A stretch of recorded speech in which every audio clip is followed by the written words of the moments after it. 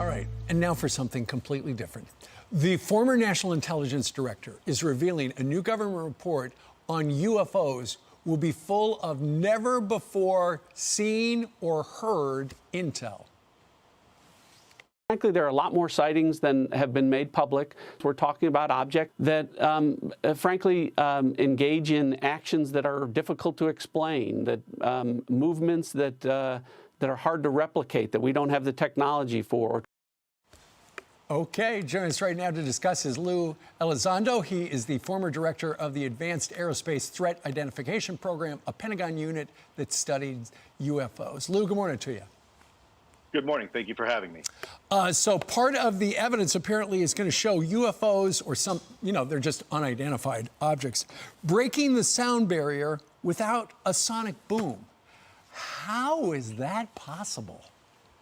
Well, I think that's probably the crux of the problem, that we are seeing these, let's call them vehicles, if you will, that are incurring into controlled U.S. airspace, that are displaying performance characteristics that are frankly well beyond anything that we can either replicate or in some cases really even understand.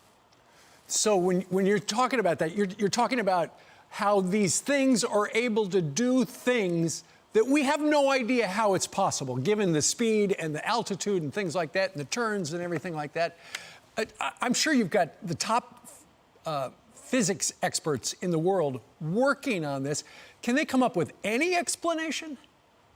I think as we begin to look at this, we're beginning to realize that a lot of this really isn't breaking the laws of physics. What it's doing is really breaking our understanding of the current laws of physics that we are looking at. In essence, these things, if you look at quantum physics, there's a lot of modeling right now that suggests that a lot of this performance can be explained if you have a really deep understanding of quantum physics. And by the way, you're absolutely right. There's 5 unique observables that these things are displaying. One is instantaneous acceleration. The second one is hypersonic velocity.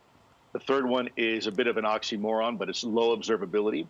And then the fourth one is transmedium travel, the ability to operate in different environments. And then the last observable is this, if you will, this weird positive lift or anti-gravity, where you have these vehicles with no wings, no control surfaces, no engines, and yet somehow they're able to fly and frankly outperform some of the very best aircraft that we have in our inventory. Unbelievable stuff. So when people say, oh, you're in that business, how do you explain these UFOs?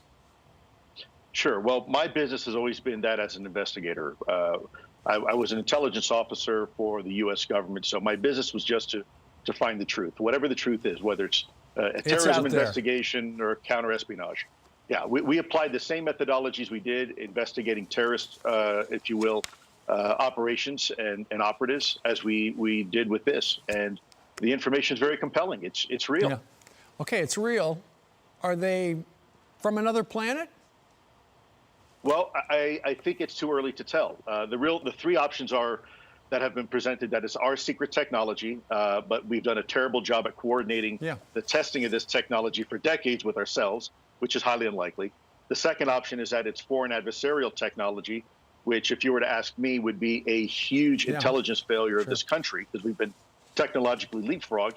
Or the third option is that it's something completely different. If it's not ours and it's not theirs, well, then it's someone or something else.